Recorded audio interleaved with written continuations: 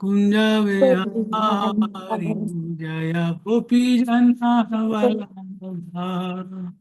गिरिवरधारी जय गोपी वल्लभा Girivardhari यशोधनंदन Vraj जनकंदन यशोधनंदन Vraj जनकंदन Yamuna तीरावनचारि Yamuna तीरावनचारि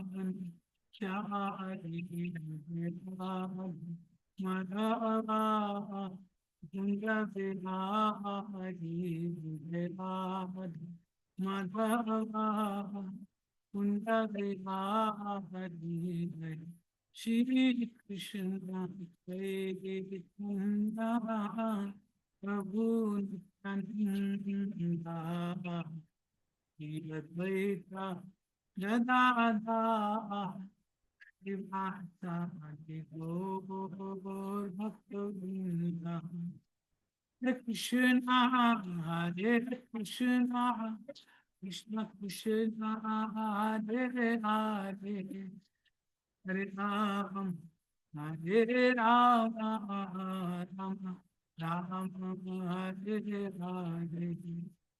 Hare Krishna, Hare Krishna, Krishna Krishna, Hare Hare, Hare Ram. Hare Ram, Ram Ram, Hare Hare. Hare Krishna, Hare Krishna, Krishna Krishna, Hare Hare, Hare Ram, Hare Ram, Ram Ram, Hare Hare. Hare Krishna, Hare Krishna, Krishna Krishna, Hare Hare, Hare Ram, Hare Ram, Ram Ram, Hare Hare. Jaya Radha Shyam Sundar Radha, Shyam Sundar Radha, Jai Jagannath Jaya, Baladeva Jaya, Subhadra Jaya Sudarshan, Jai Gaurangitrai, Gaurangitrai, Gaurangitrai, Jai Gaurangitrai, Jai Vaishnav Thakur, Vaishnav Thakur, Vaishnav Thakur, Jaya Vaishnav Thakur, Jaya Jaya. Prabhupada, Prabhupada, Prabhupada, Prabhupada. जय ओम विष्णुपाद परमहंस परिव्रजकाचार्य स्तोत्र सत his divine grace अभय चरणारविंद भक्ति वेदांत स्वामी शीला प्रभुपाद की जय. नित्य लीला प्रविष्ट जय ओम विष्णुपाद परमहंस परिव्रजकाचार्य स्तोत्र सत हिज डिवाइन ग्रेस श्री भक्ति सिद्धांत सरस्वती गोस्वामी महाराज प्रभुपाद ठाकुर की जय. अनंत कोटि वैष्णव वृंद की जय. नामाचार्य श्रीदास ठाकुर की जय. प्रेम से कहो श्री कृष्ण चैतन्य प्रभु नित्यानंद श्री अद्वैत गदाधर शिवासादि गौर भक्त वृंद की जय. श्री राधा कृष्ण गोप गोपीनाथ श्याम कुंड राधा कुंड गिरि गोवर्धन धाम की जय. मथुरा वृंदावन धाम की जय. मायापुर नवदीप धाम की जय. गंगा माई जमुना माई की जय. भक्ति प्रदायिनी तुलसी महारानी की जय. श्रीमद् भागवतम ग्रंथ राज महापुराण की जय. सभी एकत्रित भक्तों की जय जयकार हो हरे कृष्ण. सभी एकत्रित भक्तों की जय जयकार हो हरे कृष्ण. सभी एकत्रित भक्तों की जय जयकार हो हरे कृष्ण. श्री गुरु गौरांग की जय जयकार हो हरे कृष्ण. शिला प्रभुपाद की जय. ओम नमो भगवते वासुदेवाय. ओम नमो भगवते वासुदेवाय. ओम नमो भगवते वासुदेवाय. कृष्णाय वासुदेवाय देवकी नंदनाय च नन्दगोपकुमाराय गोविन्दाय नमो नमः. हरे कृष्णा कृष्ण कृष्ण हरे हरे, हरे राम राम राम हरे हरे। ओम ज्ञानतिमिरान्धस्य ज्ञानाञ्जन शलाकया चक्षुरुन्मीलितं येन तस्मै श्रीगुरवे नमः। मूकं करोति वाचालं पङ्गुं लङ्घयते गिरिं यत्कृपातमं वन्दे श्रीगुरुदीनतारणं श्रीचैतन्येश्वरं परमानन्द माधवं। वाञ्छाकल्पतरुभ्यश्च कृपा सिन्धुभ्यश्च पतितनां पावनेभ्यो वैष्णवेभ्यो नमो नमः। श्री कृष्ण चैतन्य प्रभु नित्यानंद श्री अद्वैत गदाधर शिवासादि गौर भक्त वृंदा। हरे कृष्णा कृष्णा कृष्णा हरे हरे, हरे राम राम राम हरे हरे। दंडवत प्रणाम है सभी भक्तों के श्री चरणों में। मेरी आवाज स्पष्ट आ रही है माता जी? यस प्रभु जी। थैंक यू, धन्यवाद। तो श्रीमद् भागवत के पहले स्कंद के 12वें अध्याय से यह कथा चल रही है। अध्याय का शीर्षक है सम्राट परीक्षित का जन्म।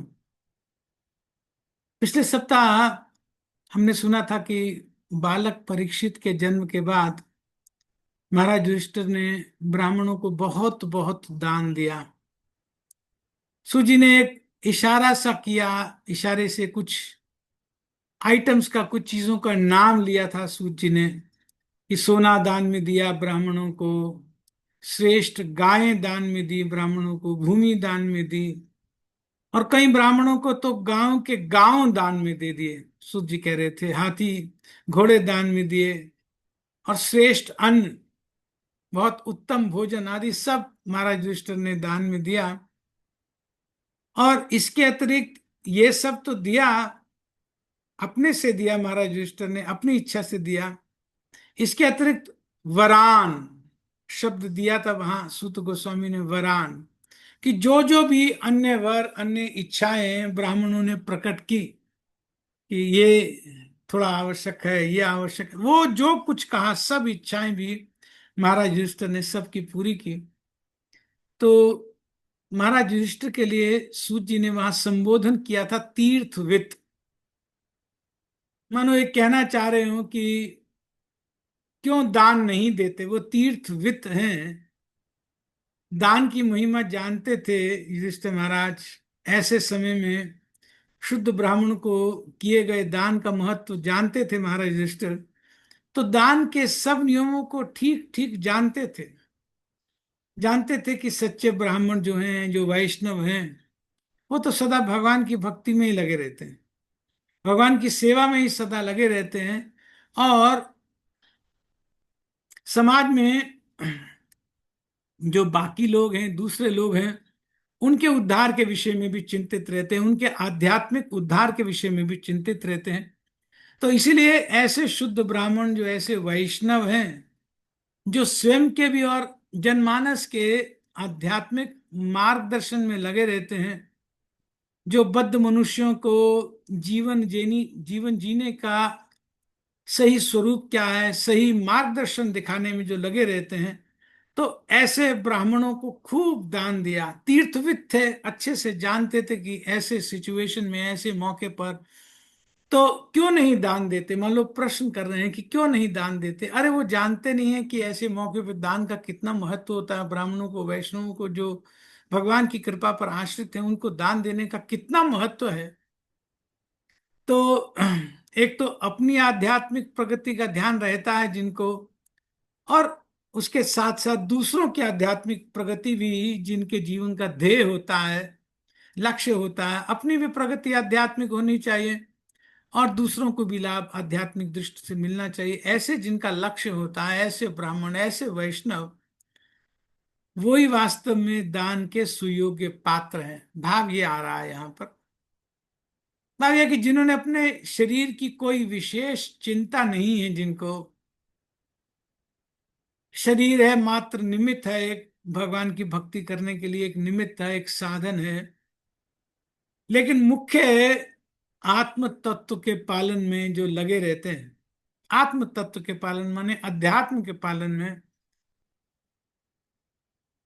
स्वयं के, आत्म के, अर्थात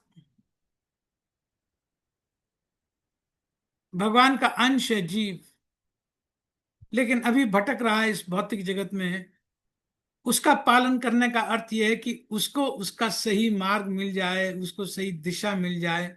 बस इसी का ध्यान जो रखते थे, चाहे अपने पक्ष में, अपनी भक्ति के पक्ष में, या फिर अन्यों के आत्म तत्व के पालन करने में, उसके संरक्षण में जो व्यस्त रहते थे सारा समय, ऐसे ब्राह्मणों को राजा का भी कर्तव्य, और राजा के साथ साथ सभी गृहस्थों का कर्तव्य है कि ऐसे ब्राह्मणों को, ऐसे वैष्णवों को खूब उनकी भौतिक सुख सुविधा के अनुसार क्या क्या आवश्यक है उसको ध्यान रखते हुए देना चाहिए। तो महाराज युधिष्ठिर ने बहुत बहुत दान दिया।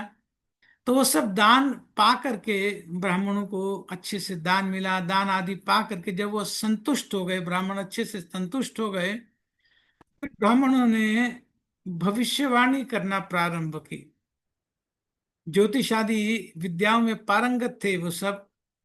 तो देख करके उनके ज्योतियों को, नक्षत्र को, चिन्हों को सब देख करके, तो ब्राह्मण कहने लगे, अपने आप से संतुष्ट होकर के बच्चे के विषय में कुछ बातचीत करने लगे, कुछ बताने लगे महाराज युधिष्ठिर को। तो कहने लगे, राजन, ये जो बच्चा है ना, ये पुरुवंश की परंपरा के बिल्कुल अनुरूप होगा, बिल्कुल उनके चरण चिन्हों पर चलने वाला होगा। राजन, क्योंकि भगवान विष्णु ने इस बालक की स्वयं रक्षा की है। ये बालक विष्णु रात के नाम से भी विख्यात होगा, क्योंकि विष्णु ने इसकी रक्षा की है।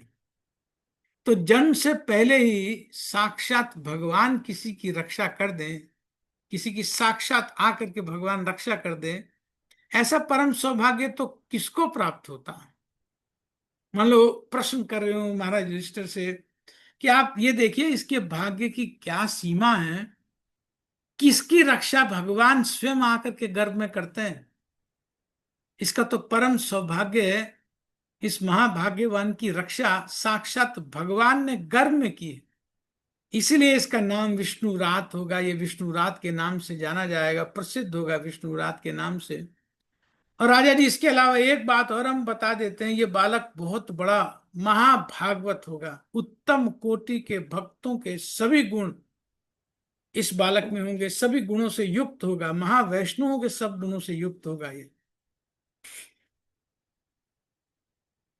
और सच पूछिए तो राजन, कोई कारण नहीं था कि आपका वंश बच जाता, कोई कारण नहीं था। अमोघ ब्रह्मास्त्र चलाया था अश्वत्थामा ने, इसी बालक को लक्ष्य करके चलाया था, मां के गर्भ में इसी को लक्ष्य करके ब्रह्मास्त्र छोड़ा था।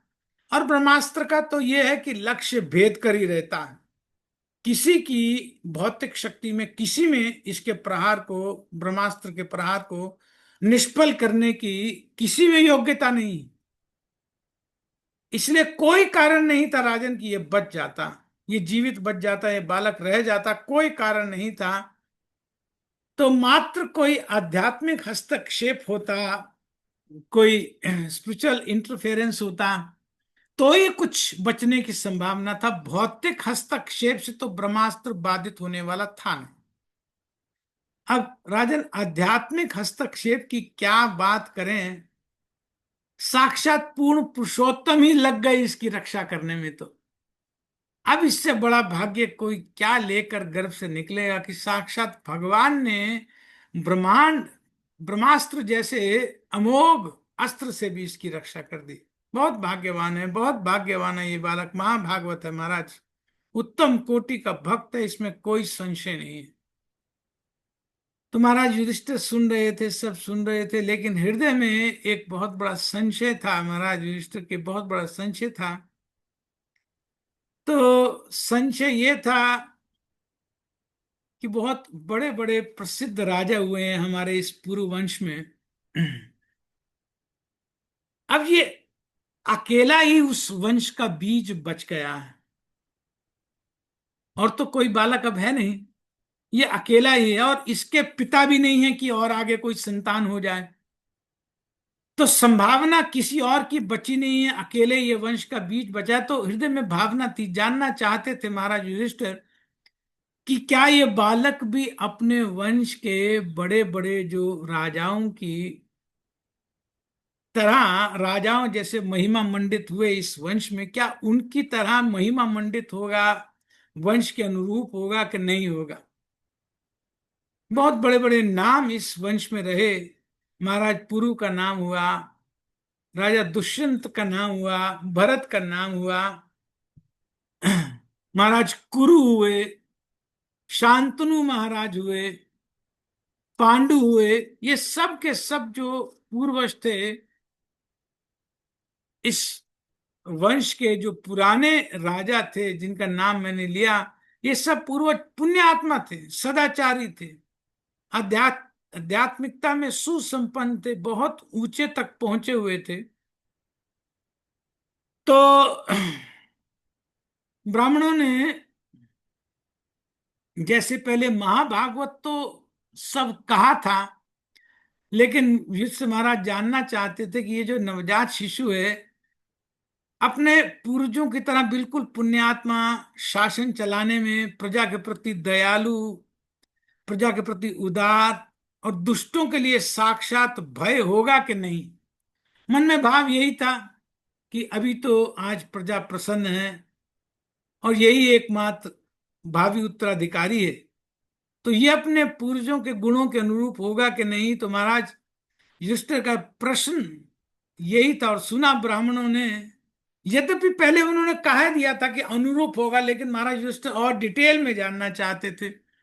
तो जब वो जानना चाहते थे डिटेल में, तो ब्राह्मण भी डिटेल में बताएंगे। तो आज यहाँ डिटेल प्रारंभ करने वाले हैं कि किस तरह का महाराज परीक्षित का, या बालक का परीक्षित जो आगे जाकर के महाराज बनने वाले हैं, तो उनका किस तरह का स्वभाव होगा, तो वो आज बताने वाले हैं। तो आज 19 श्लोक से यहाँ प्रारंभ करें, श्लोक 19 से।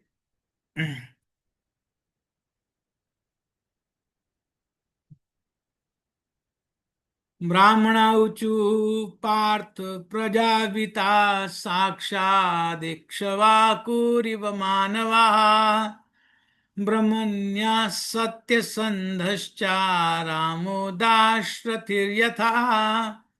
ब्राह्मण ऊचु पार्थ प्रजापिता साक्षादिक्ष्वाकुरिव मानवा ब्रह्मण्या सत्यसन्धश्चा रामो दाशरथिर्यथा।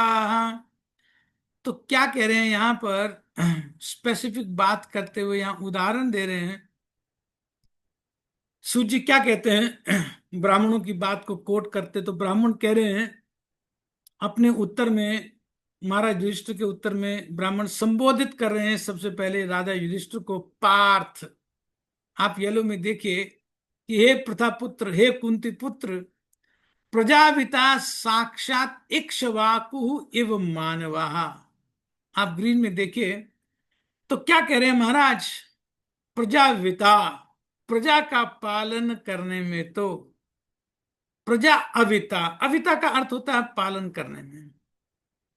तो प्रजाविता, प्रजा अविता, प्रजाविता साक्षात इक्ष्वाकु इव मानवा। तो प्रजा का पालन करने में तो महाराज ये जो बालक है, ये मानवा, मनु पुत्र साक्षात इक्ष्वाकु इव, ये साक्षात इक्ष्वाकु के जैसा ही होगा। प्रजा का पालन करने में तो साक्षात इक्ष्वाकु जैसा होगा। तो उपमा दे रहे हैं ब्राह्मण, कह रहे हैं कि साक्षात मानव इक्ष्वाकु इवा, साक्षात मनु पुत्र इक्ष्वाकु के जैसा होगा, साक्षात वैवस्वत मनु के पुत्र राजा इक्ष्वाकु के जैसा होगा। यह प्रश्न हो सकता है कि ऐसा क्या विशेष पालन किया था महाराज इक्ष्वाकु ने, प्रजा का ऐसा क्या विशेष पालन किया था कि यहाँ उनकी उपमा दे रहे हैं ये ब्राह्मण की, इक्ष्वाकु के जैसा प्रजा पालन करेगा। बात यह कि शरीर आदि का तो पालन होता है अन्न से, जल से, लेकिन जीवों का, स्पिरिचुअल आइडेंटिटी का, आत्मा का जो वास्तविक पालन होता है वो होता है ज्ञान से, भक्ति से। दो तरह के पालन है, एक तो शरीर का पालन है और एक आत्मा का, जीव का पालन है, और दोनों वास्तविक पालन है। तो एक का पालन होता है अन्न जल इत्यादि से शरीर का, और आत्मा का पालन होता है ज्ञान से, भक्ति से, समर्पण से। तो 84 लाख योनियों में जो जीव भटक रहे हैं, उन्हें तो भौतिक इंद्रिय तृप्ति ही प्रिय है। ऐसे बद्ध जीवों को वास्तविक ज्ञान देना, ऐसे बद्ध जीवों को जिनको भौतिक इंद्रिय तृप्ति ही सबसे प्रिय है, उनको आत्मा के परिप्रेक्ष्य में ज्ञान देना, वस्तुतः तो यही आत्मा का पालन करना कहा जाएगा। शरीर का पालन तो भोजन इत्यादि से हो जाए, लेकिन आत्मा का पालन कैसे होगा? आत्मा का पालन होता है जब भगवत विषयक कुछ चर्चा होती है, कुछ ज्ञान, वास्तविक ज्ञान आत्मा के विषय में, परमात्मा के विषय में ज्ञान दिया जाता है। तो उसके बाद बैठता है वो भक्त, सुनता है, भगवान के विषय में, अपने संबंध के बारे में जानता है, तो आत्मा का पोषण होता है, आत्मा को एक वास्तविक लक्ष्य मिलता है। तो महाराज इक्ष्वाकु ने आत्मा विषय ज्ञान देकर, भगवत गीता के ज्ञान को फैलाकर प्रजा का पालन, वास्तविक पालन किया था। तो महाराज इक्ष्वाकु ने वास्तव में अपने पिता वैवस्वत मनु से भगवत गीता का ज्ञान प्राप्त किया था, और आगे प्रजा में इस ज्ञान को बार बार बहुत बहुत बांटा था। प्रजा में उस ज्ञान को बहुत बहुत बांटा था। आप ये देखिए कि ब्रह्मा जी के एक दिन में 14 मनु होते हैं। तो जो आज का दिन ब्रह्मा जी का चल रहा है, 50 वर्ष आयु ब्रह्मा जी की पूरी हो चुकी है, 51वें वर्ष का 51st ईयर का आज पहला दिन चल रहा है, आज की जो स्थिति है। और इसमें से 14 मनुओं में से 7वें मनु हैं वैवस्वत मनु। वर्तमान में जो सूर्यलोक के अधिष्ठाता हैं, जो सूर्यलोक के राजा हैं, उनका नाम है विवस्वान। सूर्यलोक के वर्तमान राजा हैं विवस्वान, और उन विवस्वान के ही पुत्र हैं वर्तमान 7वें मनु, वैवस्वत मनु। उनके पुत्र हैं इक्ष्वाकु, वैवस्वत मनु के। तो अर्जुन को भगवान ने भगवत गीता का उपदेश दिया, कुरुक्षेत्र में ज्ञान दिया। तो ज्ञान जब दे रहे थे, इससे पूर्व भगवान ने ये ज्ञान महाराज विवस्वान को, सूर्य देव को पहले दे दिया था। तो सूर्य देव ने, विवस्वान ने, सूर्य के जो अधिष्ठात्र देव हैं, उन्होंने उस ज्ञान को, भगवत गीता के ज्ञान को ठीक से सुनकर, ठीक से समझकर, फिर इसे अपने पुत्र वैवस्वत मनु को सुनाया, उनको दिया। और फिर उस ज्ञान को वैवस्वत मनु ने अपने पुत्र इक्ष्वाकु को दिया। तो भगवत गीता में तो भगवान स्वयं अपने मुखारविंद से पूरी कड़ी वहां बताते हैं। भगवत गीता में तो भगवान वहां 4थे अध्याय में कह रहे हैं कि इमं विवस्वते योगम प्रोक्तवान हम अव्ययम विश्व विवस्वान मनवे प्राह मनुरिक्ष्वाक्य ब्रवीत। एक मनु का जो कार्यकाल है वो लगभग 72 चतुर्युगों तक चलता है। 71 चतुर्युग से थोड़ा ज्यादा चलता है। माने जो 14 मनु हैं, वो 14 मनु, ब्रह्मा जी के एक दिन में 14 मनु आते हैं, और ब्रह्मा जी के एक दिन में 1000 चतुर्युग आते हैं। माने 1000 बार सतयुग आएगा, 1000 बार द्वापर, 1000 बार त्रेता त्रेता, और 1000 बार कलयुग। तो इन चार के एक युगों को, एक जोड़े को चतुर्युग कहते हैं। सतयुग, द्वापर युग, त्रेता युग और कलयुग, इन चारों के युगों को, जोड़े को बोला जाता है चतुर्युग। तो 1000 को अगर 14 से डिवाइड करेंगे तो लगभग 71 पॉइंट समथिंग आएगा। तो 71, 71.5 या 72 कह सकते हैं, लगभग 72 चतुर्युगों तक एक मनु का कार्यकाल होता। और अभी वाले मनु की जो कार्यकाल की अवधि है, 72 में से 28वीं चतुर्युगी चल रही है। वैवस्वत मनु की 28, 27 निकल गई हैं, 28वीं भी चल रही है। तो आप स्पष्ट अनुमान लगा सकते हैं कि कितनी पुरानी बात इस भगवत गीता के विषय में कही जा रही है, कि ये ज्ञान विवस्वान को मैंने दिया और उन्होंने आगे अपने पुत्र वैवस्वत मनु को दिया और उन्होंने आगे अपने पुत्र इक्ष्वाकु को दिया। तो इक्ष्वाकु तो सूर्य वंश में है और बहुत पुराने हैं, भगवान श्री राम से भी बहुत बहुत पहले के हैं महाराज इक्ष्वाकु। तो सूर्यवंश के जो मूल कुछ राजा हैं उनमें गिनती होती है इक्ष्वाकु की।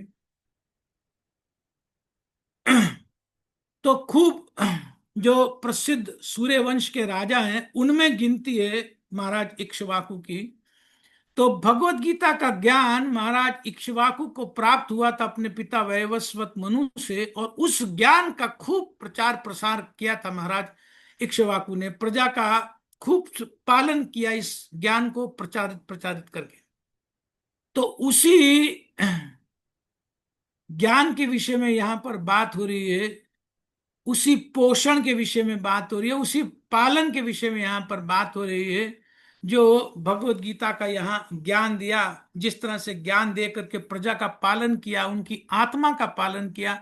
शरीर के पालन की बात नहीं हो रही, शरीर का पालन तो भौतिक प्रकृति कर ही रही है, लेकिन आत्मा का पालन करने के लिए अनुरूप स्थितियां बने, ये राजा का कर्तव्य होता। तो आत्मा का यही वास्तविक पालन होता है, यही वास्तविक कल्याण होता है कि उसे भगवान के विषय में निरंतर सुनने के लिए मौका दिया जाए, ताकि वो समझ पाए भगवान के विषय में, अपनी स्थिति समझ पाए भगवान के विषय में। तो ब्राह्मण यहाँ ये कहना चाह रहे हैं कि बालक अपनी प्रजा का वास्तविक पालन भी वैसे ही करेगा, उनकी आध्यात्मिक प्रगति का भी बराबर ध्यान वैसे ही रखेगा जैसे महाराज इक्ष्वाकु ने अपनी प्रजा का ध्यान रखा। माने प्रजा में अध्यात्म का प्रचार प्रसार करने के लिए अनुकूल वातावरण बनाएगा, स्वयं आध्यात्मिक सिद्धांतों के पालन करेगा, अनुकूल ढंग से आध्यात्मिक के सिद्धांतों का, अध्यात्म के सिद्धांतों का बहुत अच्छे से पालन करेगा, और प्रजा पर अपनी भक्ति के विषय में बहुत अनुकूल छाप छोड़ेगा, बहुत अनुकूल एक इंप्रेशन छोड़ेगा। तो इस पर अध्यात्म प्रगति का जो वातावरण बनाना ही कह सकते हैं कि प्रजा का वास्तविक पालन है। जो एनवायरनमेंट बना देता है राजा सब जीवों के, मनुष्यों में आध्यात्मिक प्रगति के लिए अनुकूल वातावरण बना देने का अर्थ होता है कि ये राजा प्रजा का पालन कर रहा है। तो ऐसे शासक को, ऐसे राजा को कहते हैं राजऋषि। और यदि कोई साधु चरित शासक होता है, जिसका चाहे मनुष्यों में, चाहे पशुओं में, चाहे पक्षियों में, सबके लिए जिसके मन में उचित संरक्षण की भावना होती है, व्यवस्था करता है सबके लिए, मनुष्य के लिए खास तौर पर ये मानकर कि मात्र भौतिक पालन ही पर्याप्त नहीं है, इस दुर्लभ मनुष्य योनि में, मनुष्य जन्म में आध्यात्मिक पालन की भी गुत्थी ठीक ठीक सुलझाने की आवश्यकता है। तो सही मार्ग हो अगर कोई पालन कराने वाला ब्राह्मण, राजऋषि जैसा ब्राह्मणों के सुपरविजन में काम करने वाला, तो वो वास्तव में प्रजा का सही पालक कहलाएगा।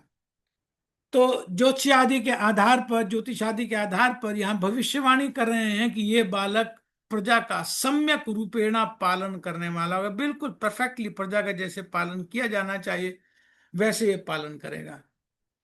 तो शरीर के परिप्रेक्ष्य में तो पालन करेगा ही करेगा, और आत्मा के परिप्रेक्ष्य में भी पालन करने वाला होगा। तो मनुष्य जीवन में वास्तविक जो पालन है, आत्मा को नजरअंदाज ना करके ही हो सकता। अगर आत्मा पक्ष को इग्नोर किया जाता रहेगा तो वास्तविक पालन नहीं होगा। तो आत्म संबंधी जो जो उनके साथ दिक्कतें आ सकती हैं, कुछ रोग आ सकते हैं, समाज में औषधि की आवश्यकता है। सबसे बड़ी औषधि क्या है? भव औषधि। भव औषधि है भगवान का नाम, भगवान के विषय में बताना। भगवान के नाम के विषय में बताना, जीव का क्या संबंध है भगवान का उसके विषय में बताना। तो ये उस तरह का वातावरण समाज में मनुष्यों के जीवन में बनाने वाला होगा। और फिर उसके बाद इस नवजात बालक के विषय में और आगे भविष्यवाणी करते हुए कहते हैं कि ब्रह्मण्या सत्य संधश्चा। आप ब्लू में देखिए नीचे, ब्रह्मण्या सत्य संधश्चा। तो कह रहे हैं कि ये ब्रह्मण्य होगा। ब्रह्मण्य होगा का अर्थ क्या होता है कि ब्रह्मणे हिता, जो ब्राह्मणों के हित में लगा रहने वाला होगा, ब्राह्मणों का हितकारी होगा, ब्राह्मण संस्कृति के विकास के अनुरूप कार्य करने वाला होगा, कि ब्राह्मण संस्कृति, ब्रह्म संस्कृति विकास विकसित हो समाज में, योग्य ब्राह्मण समाज में अगुवा बने, लीड करें समाज की पूरी व्यवस्था को, योग्य ब्राह्मणों के नेतृत्व में समाज पूरा व्यवस्थित हो, समाज में योग्य ब्राह्मणों को अग्रगणी मान करके उनके निर्देशन में समाज संचालित हो, योग्य ब्राह्मणों द्वारा समाज में शास्त्रानुकूल व्यवहार की स्थापना हो, ऐसा वातावरण बने तो उसे ब्रह्मण्य कहते हैं। जो राजा इस तरह का वातावरण, जो शासक इस तरह का वातावरण बनाने का पूरा पूरा मन से प्रयास करता है, तो उसके लिए कहा जाता है कि ये राजा ब्रह्मण्य है, ये ब्रह्म हिते, ब्राह्मण हिते, ब्राह्मणों के हित में लगा है, उनके अनुरूप काम करने में लगा कि समाज में ब्राह्मणों का, योग्य ब्राह्मणों का ये नेतृत्व हो ताकि समाज ठीक ठीक से व्यवस्थित हो। ब्राह्मणों को इस लोक का, समाज का मस्तिष्क कहा जाता है। जब ब्रेन ठीक से काम करता है, मस्तिष्क ठीक से, हड ठीक से काम करता है, फंक्शन करता है, तो पूरी बॉडी का, पूरा नर्वस सिस्टम का कंट्रोल ऊपर है, मस्तिष्क से, मन से ऊपर चल रहा है। तो उस तरह का व्यवहार जो करने वाला है उसको कहते हैं ब्रह्मण्य। तो उन्होंने कहा कि ये ब्रह्मण्य होगा, और साथ ही ये भी कह दिया कि ब्राह्मणों का अनुयायी तो होगा होगा, उनका आदर सम्मान करने वाला तो होगा ही होगा ब्राह्मणों का, साथ ही सत्य संधश्चा, अपने वचन का भी बहुत बहुत पालन करने वाला होगा। सत्य संधा, अपने सत्य पर अडिग रहने वाला होगा, जो कुछ कहा उसे पूरा करने वाला होगा। और उपमा दे रहे हैं ब्राह्मण, क्या कह रहे हैं उपमा दे करके कि दाशरथी रामो यथा। आप पिंक में देखिए कि दो बात कही यहां पर, ब्रह्मण्य और सत्य संधा, और उदाहरण दे दिया रामो दाशरथी यथा। जैसे दशरथ पुत्र राम का सत्य संध और पूरी तरह से ब्रह्मण्य निष्ठ व्यवहार था, दाशरथी रामो यथा, दशरथ पुत्र राम की तरह से ये ब्रह्मण्य होगा, दशरथ पुत्र राम की तरह से ये सत्य संध होगा। जैसे भगवान रामचंद्र ब्राह्मणों के अनुकूल थे और सत्य संत थे, अर्थात सत्य प्रतिज्ञ थे, वैसे ही यह बालक भी सत्य प्रतिज्ञ होगा, वैसे ही यह बालक भी बिल्कुल ब्रह्मण्य होगा।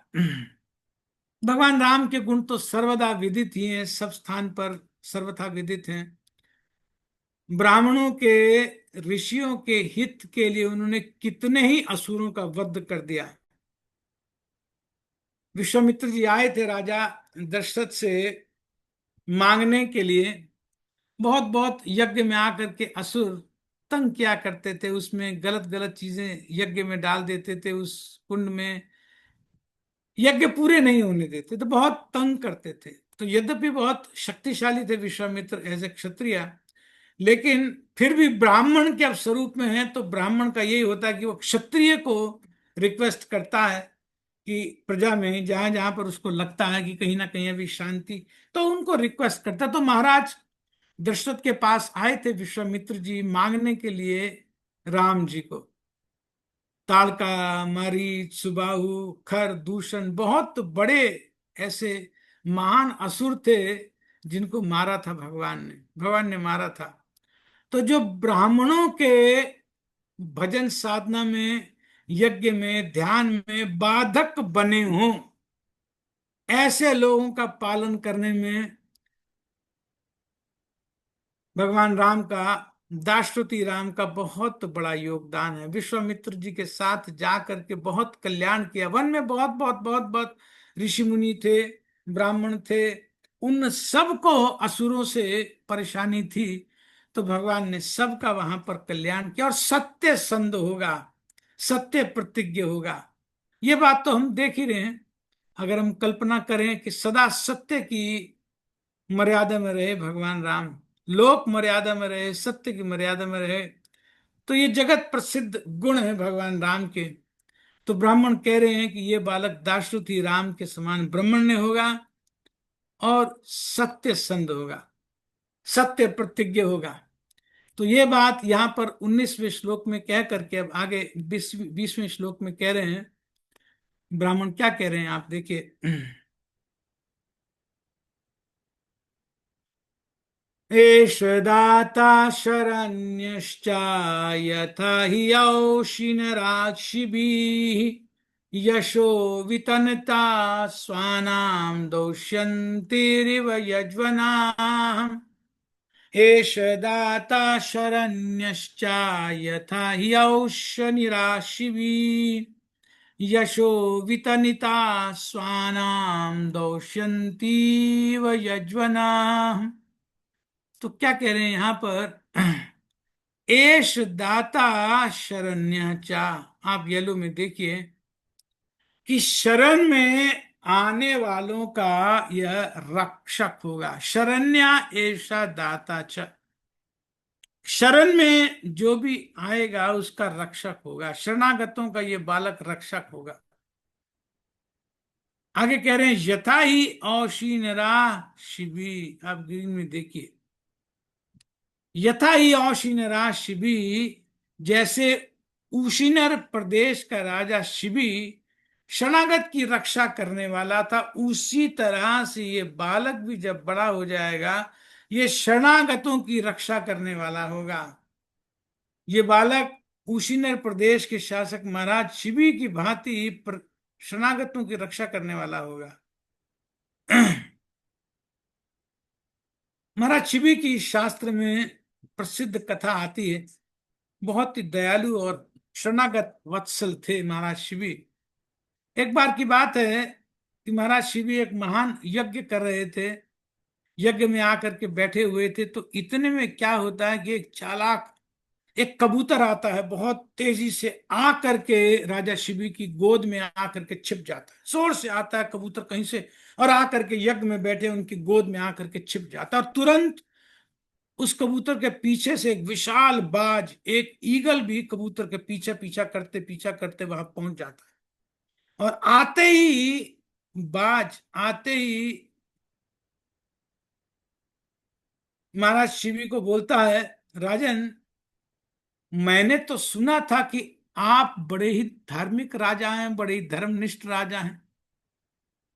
राजन, ये कबूतर मेरा आहार है, आप मुझसे मेरा आहार क्यों छीन रहे हैं। इतने में अंदर से गोद में से कबूतर महाराज युधिष्ठिर को विनती करते हुए बोलता है, महाराज महाराज, मैं इस बाज के डर से ही आपकी शरण में आया हूं। मेरे प्राण संकट में, इन प्राणों की रक्षा करो महाराज, मेरे प्राणों की रक्षा करो। तो महाराज शिवी तो पड़ गए अब धर्म संकट में, उनको स्पष्ट दिख रहा है, फिर भी अपनी बुद्धि और विवेक का प्रयोग करते हुए बोलते हैं कि देखो भाई, तुमसे डर करके बाज ये कबूतर प्राण रक्षा के लिए मेरी शरण में आया है। इसलिए शरण में आए हुए जो जो कुछ भी शरण में आता है, जो कोई भी शरण में आता है, शरण में आए हुए का, इस कबूतर का तो मैं त्याग नहीं कर सकता, इसको तो मैं छोड़ नहीं सकता। तो बाज वापस बोलता है, राजन देखो, सभी प्राणी भूख से व्याकुल होते हैं कि नहीं होते, सबको भूख लगती है राजन। और इस समय मैं भी इतना भूखा हूं, व्याकुल हूं इस समय में भूख से। यदि मुझे इस समय मेरा भोजन नहीं मिला, ये बिल्कुल मेरे शिकंजे में था, किसी तरह से उड़ करके आपकी गोद में आकर के बैठ गया, मेरे को बहुत भूख, बहुत व्याकुल हो रहा हूं मैं भूख से, मेरे प्राण चले जाएंगे, मुझे इतनी भूख लग रही है, तुरंत नहीं मिला तो मेरे प्राण चले जाएंगे। और मेरे छोटे छोटे बच्चे भी वहां बैठे हैं जो उड़ नहीं सकते हैं। क्योंकि उड़ नहीं सकते हैं तो उनके भोजन की व्यवस्था भी मुझे ही करनी है, तो मुझे ही उनका भोजन भी लेकर के चलना है राजन। तो यदि मैं यहां भूख से मर गया, ये आप मुझे दे नहीं रहे हैं और मेरा व्याकुलता हो रही है, तो यदि मैं भूख से मर गया तो बच्चे तो मेरे निश्चित भूखे मारे जाएंगे, क्योंकि उनको पंख आए नहीं है, बाहर उड़ नहीं सकते हैं, और मैं यहाँ उनके लिए भोजन की व्यवस्था कर रहा हूं। जाऊंगा जब तक ले करके, आप तो यहीं मुझे भूखा मार दोगे, तो वहां उनको भोजन नहीं मिलेगा। तो इस तरह राजन, तुम एक जीव को तो बचाओगे, लेकिन इस जीव के प्राण बचने में कई जीवों के प्राण बचाने में कई जीवों के प्राण चले जाएंगे। महाराज शिवी तो अड़े हुए थे, बिल्कुल अड़े हुए थे कि शरण में आए हुए का इस कबूतर का तो मैं त्याग नहीं कर सकता, मैं इसको तो नहीं दे सकता। फिर भी बाज भाई, तुम्हारी किसी और से अगर किसी और तरह से तुम्हारी भूख शांत हो सकती हो तो बताओ, मैं करने को तैयार हूं। मैं तुम्हारी भूख शांत करने का प्रबंध तो कर सकता हूं, लेकिन शरणागत इस कबूतर को तुम्हें नहीं दे सकता। तो होते होते बात इतने पर सेटल हो जाती है कि यदि आपका इस कबूतर पर जितना स्नेह है, मैं देख रहा हूं बहुत स्नेह है आपका इस कबूतर पर, आप उसको नहीं देना चाहते हैं, तो ठीक है, तो इस कबूतर के ठीक बराबर के वजन का अपना मांस तोल करके आप मुझे दे दीजिए। मेरा भी और मेरे बच्चों का भी पेट भर जाएगा, मैं भी जीता रह जाऊंगा, मेरे बच्चे भी जीवित रह जाएंगे, तो भूख से मेरे प्राणों की रक्षा हो जाएगी। आपको जितना इस कबूतर के शरीर का मांस है उसके बराबर तोल करके हमें दे देना है, ताकि हमारा भी जो पालन हो जाए। नहीं तो अब हमें मिलेगा नहीं खाने का, तो हम तो मर जाएंगे और पीछे से हमारे बच्चे मारे जाएंगे जो अभी उड़ नहीं सकते। तो महाराज शिवी जब ये प्रपोजल सुना कि अपने शरीर का उतना ही कबूतर जितना वेट का आप हमें मांस दे दो, हम तुरंत निश्चिंत होकर के शांत होकर के चले जाएंगे, तो महाराज शिवी तुरंत राजी हो गए, तुरंत तैयार हो गए। भावना क्या थी मन में महाराज शिवी के, कि ये शरीर वास्तव में प्राणियों के उपकार में ना लगे तो इसका पालन पोषण बेकार है। बहुत बहुत लोग इस शरीर के लिए बहुत बहुत काम करते हैं, उसका पोषण करते हैं। तो महाराज शिवी शिवी का ये विचार था, तुरंत तैयार हो गए कि यदि ये शरीर प्राणियों के उपकार में नहीं लगा, उनके कल्याण में नहीं लगा, तो इसका पोषण तो बिल्कुल बेकार है। तुरंत महाराज शिवी ने एक तराजू मंगाया, बड़ा सा एक तराजू मंगाया, तो उसके एक पलड़े पर कबूतर को बिठा दिया। जब कबूतर को बिठा दिया, फिर अंदाजे से कबूतर को बिठाने के बाद अंदाजे से अपने शरीर का अन उतना ही मांस काट करके दूसरी तरफ तराजू के पलड़े पर उन्होंने रख दिया। अंदाजे से लगा लिया कि इसका इतना वजन होगा, पाँव से पिंडलियों से कहीं से मांस उतना निकाला कचोट वचोट करके, और दूसरी तरफ तराजू पे रख दिया। और फिर देखा क्या, जब तराजू पे वजन डाला कि कबूतर वाला जो पलड़ा था वो तो अभी भी नीचे ही था। तो फिर थोड़ा मांस और काट करके डाला, फिर भी कबूतर वाला ही जो है पलंग जो जो पलड़ा था वो नीचे बना रहा। तो काट काट कर डालते जा रहे थे महाराज शिवी, सारा शरीर लहू लुहान हो रहा था, सारा शरीर लहू लुहान हो गया था, लेकिन जो दूसरी तरफ वाला पलड़ा था वो तो नीचे ही बना रहा। जहां से काटते जा रहे थे वहां वहां जख्म होते जा रहे थे। आप देखिए ना, किसी शार्प चीज से, तलवार से या चाकू से काटते होंगे अपने शरीर का मांस बराबर करने के लिए, तो बहुत जगह से काट लिया, लेकिन कबूतर वाला पलड़ा अभी भी भारी था, नीचे ही लग रहा था। तो खून के तो फवारे चलने शुरू हो गए हर जगह से, वहां से जहां जहां से मांस काटा, खून का खूब खूब खूब खूब प्रवाह स्राव वहां से होने लगा। हर जगह से जहां जहां से मांस कटा, लेकिन कबूतर वाला पलड़ा वो नीचे ही बना रहा। अब तो फिर महाराज शिवी ने ना आप देखा ना ताप, जाकर खुद ही खड़े हो गए पलड़े पर। इतना सारा मांस काट के डाल दिया और पलड़ा तो हिल भी नहीं रहा है, जा करके खुद ही खड़े हो गए कि मुझे ही खा ले। अब जब जाकर के महाराज पल्ले पर खड़े हो गए तो फिर तुरंत कबूतर और बाज जो थे वो अपने वास्तविक स्वरूप में आ गए। बाज बन करके आए थे देवराज इंद्र और कबूतर बन करके आए थे अग्निदेव। तो स्वर्ग में बहुत बहुत चर्चा सुना करते थे देवराज इंद्र महाराज शिव की दान वीरता की, बहुत बहुत चर्चाएं चर्चाएं बहुत बहुत प्रसिद्ध थी। तो इनके कानों में भी पड़ी देवराज इंद्र के, तो मन में ये धारण किया महाराज शिव के शरणागत वत्सल की गुण की चर्चाएं बहुत बहुत प्रसिद्ध हैं। चल करके उनकी परीक्षा लेंगे। मन में धारण कर लिया दोनों ने, देवराज इंद्र ने और अग्नि ने मन में धारण कर लिया कि चल करके अगर वास्तव में वो ऐसा ही है जिस तरह का उसका हम व्यवहार सुनते हैं तो चल करके उसकी परीक्षा लेंगे।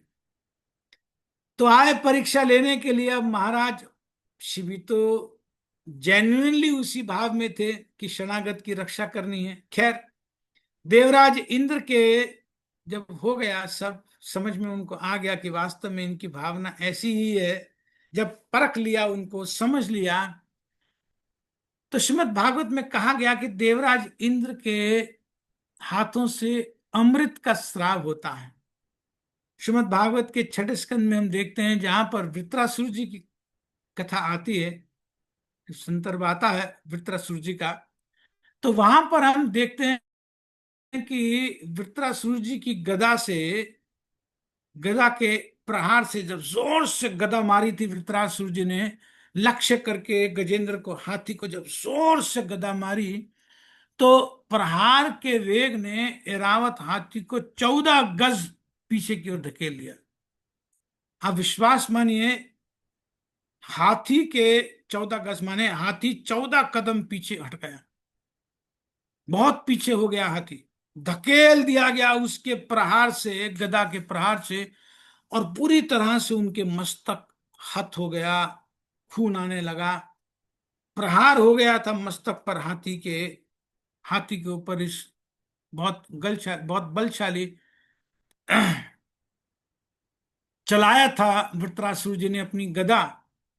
तो तब उस समय बहुत खून निकला, वहां से खाग हो गया, भयंकर दर्द से करा रहे थे उस समय एरावत हाथी।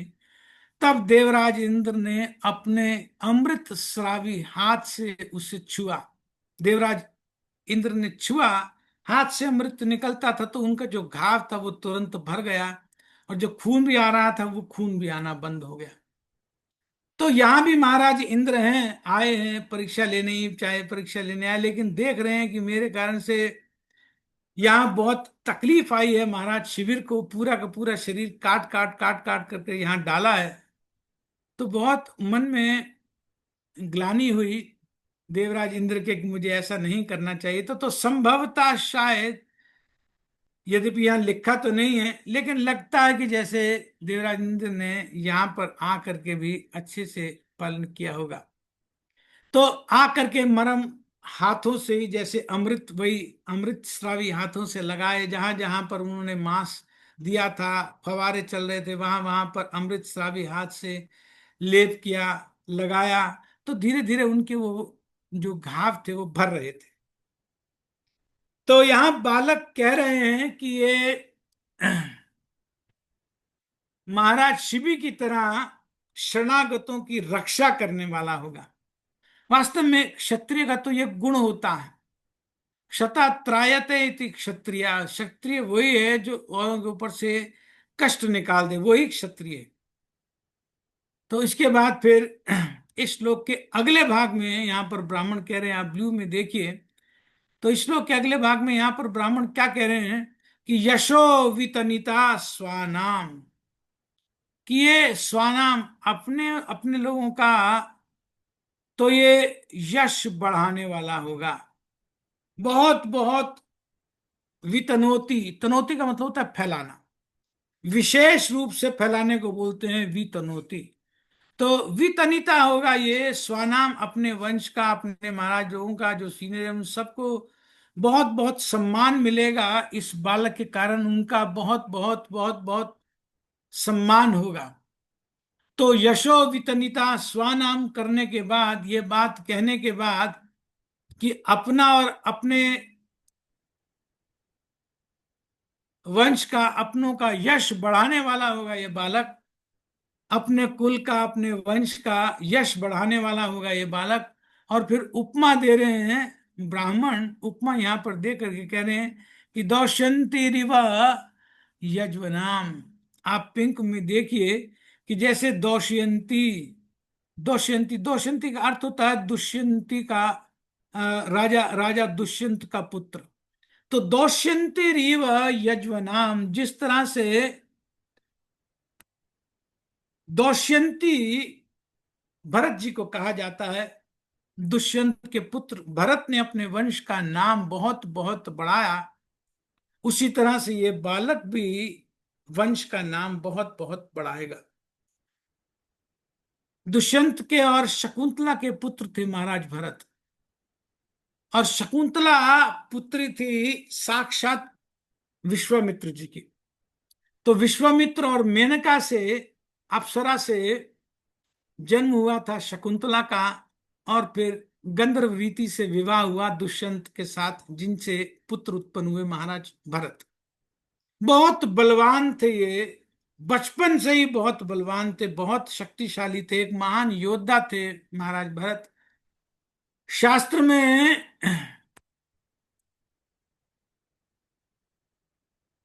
4 भरत प्रसिद्ध हुए हैं। पहले तो दाशरथी भरत प्रसिद्ध हैं, भगवान राम के छोटे भाई भरत। दूसरे महाराज ऋषभ देव के पुत्र भरत, ये प्रसिद्ध हुए हैं। तीसरे फिर दुष्यंत पुत्र भरत, जिसकी यहां पर चर्चा हो रही है। और चौथे प्रसिद्ध हुए नाट्य शास्त्र के रचयिता आचार्य भरत मुनि। तो यहां ब्राह्मण बिल्कुल स्पष्ट कर रहे हैं कौन से भरत, दौष्यंती इव, जिस तरह से दुष्यंत का पुत्र भरत, इन्हीं का एक नाम सर्वदमन भी था, बहुत शक्तिशाली थे, बहुत शक्तिशाली थे। दुष्यंती, दौष्यंती भरत के समान अपनों का और अपने वंश का नाम बढ़ाने वाला होगा। ऐसा शक्तिशाली थे भरत कि बचपन में ही जंगल में शेरों को ललकारते थे। जैसे हम देखते हैं कि छोटे छोटे अगर कोई आ, आ, बच्चे होते हैं, कई बार छोटे छोटे चिड़िया से खेलते हैं, कभी कभी बिल्ली से, अच्छा लगता है। उसी तरह से बाल काल में जब वो जंगल में थे, वन में ही उनका पालन पोषण हुआ था, तो जंगल में शेरों को ललकारा करते थे, उनसे लड़ते थे, हाथियों को ललकार, उनसे अकेले भिड़ जाते थे हाथियों से। तो जैसे मैंने बताया शकुंतला का और विश्वामित्र जी के ये संतान थे।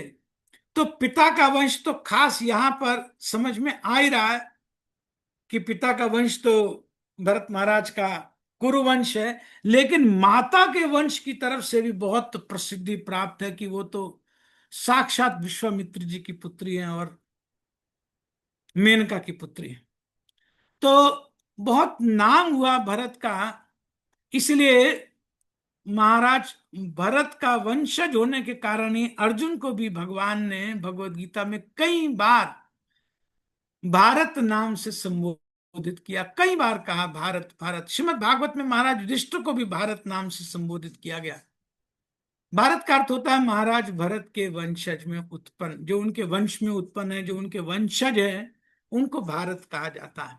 तो सभी पांडव भारत हैं, सभी कौरव भारत हैं, पांडव भी, पांडु भी, धृतराष्ट्र भी, सब भारत हैं।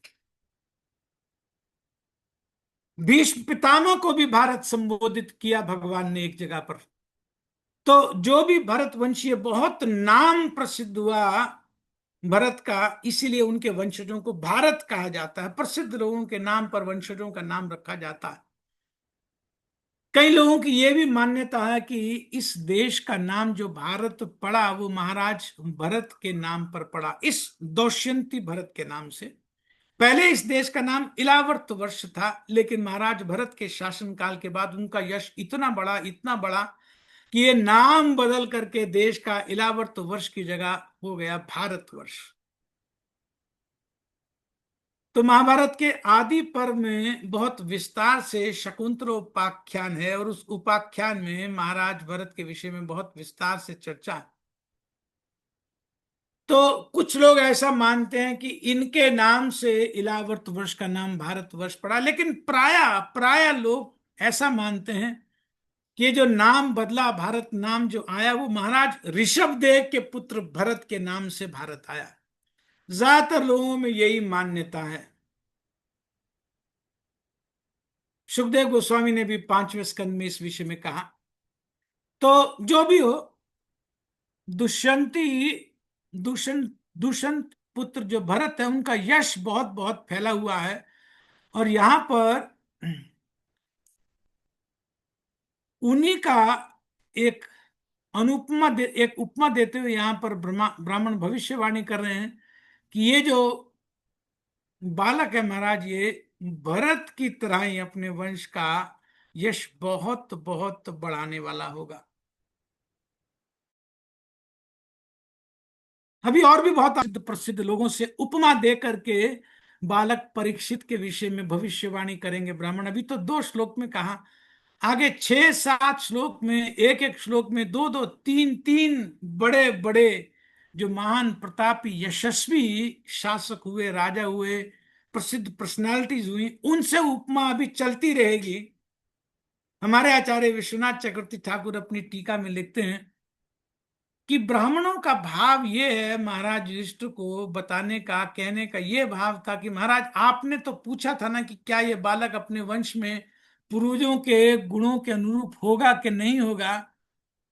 तो इस पर विश्वनाथ चक्रवर्ती ठाकुर अपनी टीका में लिखते हैं कि ब्राह्मण मानव कह रहे हैं कि क्या बात करते हो महाराज, आप कैसी बात करते हो। अरे उन पूर्वजों में तो कोई 1-2 गुण विशेष रहे होंगे जिसके कारण से वो प्रसिद्ध हुए, लेकिन इस बालक में कई कई यशस्वी लोगों के गुण एक ही साथ एक ही जगह पर समन्वित हो रहे हैं।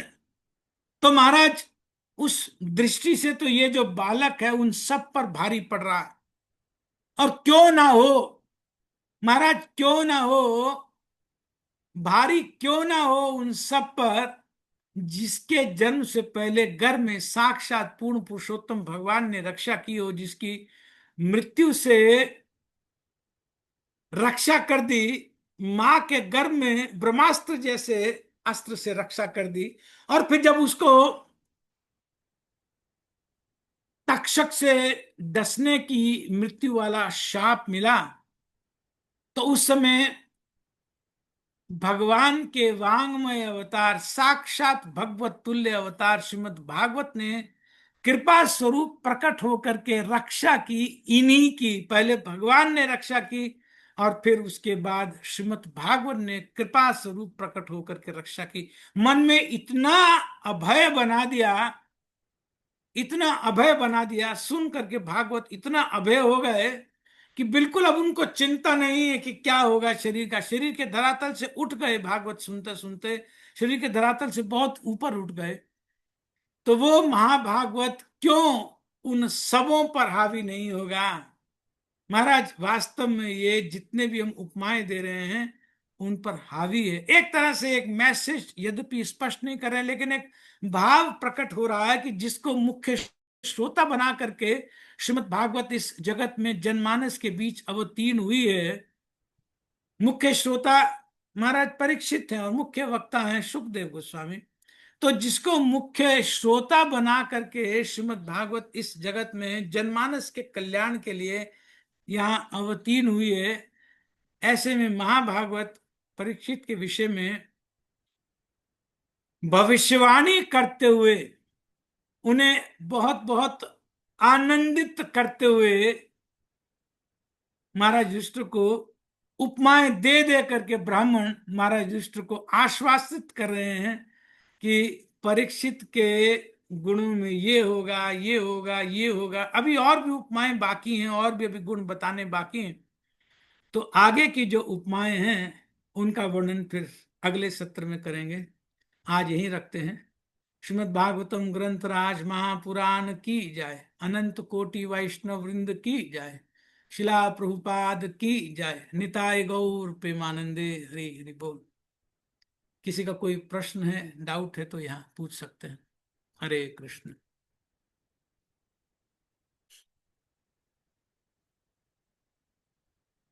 हरे कृष्ण प्रभु जी, दंडवत प्रणाम। धन्यवाद प्रणाम कपिल प्रभु। प्रभु जी, छोटा सा प्रश्न मन में ये आ रहा था कि जहाँ पर कंपैरिजन करते हैं ना किसी महान वैष्णव की या महान लोग जो होते हैं कि राम से करते हैं कि राम राज्य राम की तरह वचन, कृष्ण से किसी की भी तुलना नहीं करते प्रभु जी। वो किससे तो तुलना नहीं करते हैं? भगवान कृष्ण से किसी की तुलना नहीं करते नहीं प्रभु। नहीं, की जाती है। ठीक है। क्या वो भगवान शिव के साथ तुलना नहीं की जाती है? बहुत नहीं, बहुत तुलना कृष्ण आती है। कृष्ण, भगवान भगवान कृष्ण। कृष्ण के साथ, जी भगवान कृष्ण के साथ तुलना नहीं की जाती। नहीं, बात यह है, ऐसा नहीं है कि तुलना नहीं की जाती है। कहीं हो सकता है बहुत विशेष ना आया हो इस तरह का तुलनात्मक बात, लेकिन जी भाव जहां भी शास्त्रों में कहा जाता है, कोई उपमा दी जाती है, कुछ दी जाती है, उपमा में मुख्य उद्देश्य ये रहने का होता है कि उसको गौरवान्वित किया जाता है, उसकी उसकी प्रसिद्धि, उसका यश बढ़ाने का भाव होता है। तो ऐसा नहीं है कि भगवान कृष्ण को कहीं पर हो सकता है, मुझे भी अभी ध्यान नहीं आ रहा कि मैं आपको बता दूं कि वहां उनके साथ हुआ, तो कहीं पर कुछ आएगा तो मैं उपमा, लेकिन ऐसा कुछ विशेष कारण इसके लिए नहीं है। जी यद्यपि ये बात नहीं है कि भगवान राम के बराबर कोई हो सकता है या अन्य भगवान के अवतारों के बराबर कोई हो सकता है, उनके बराबर भी कोई नहीं हो सकता है, लेकिन फिर भी एक पक्ष में कहा गया कि ये सत्य संध होंगे भगवान राम के जैसे, ब्रह्मण्य होंगे भगवान राम के जैसे। तो बाकी सब गुणों में भगवान राम के जैसे नहीं है, स्वयं विष्णु नहीं है। परीक्षित महाराज के लिए ये नहीं कहा गया कि ये विष्णु अवतार ही होंगे भगवान राम के, कुछ गुण विशेष प्रकट करके कि सत्य प्रकट करने में, सत्य स्थापित करने में, सत्य में दृढ़ प्रतिज्ञ होने में भगवान राम के जैसे हैं। जी प्रभु ठीक है। जी। हरे कृष्ण प्रभु, दंडवत प्रणाम।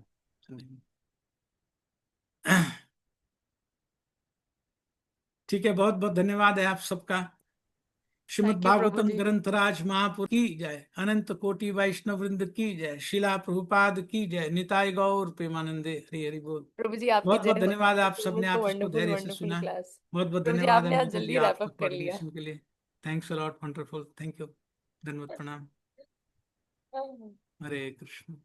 हरे कृष्णा। ओके, एक minute. Hare Krishna. Yes. Thank you so much, all the devotees, for actively joining the session and actively asking questions. You will get the recording of this session in your WhatsApp group. His Grace Asit Prabhu ji ki jai. Jagat Guru Srila Prabhupada ki jai. आप सभी भक्त वृंद की जय। हरे कृष्णा। नेहा माता जी की जय। हरे कृष्णा। माता जी आपकी जय हो। मेरी तो रहने दो आप। हरे कृष्णा।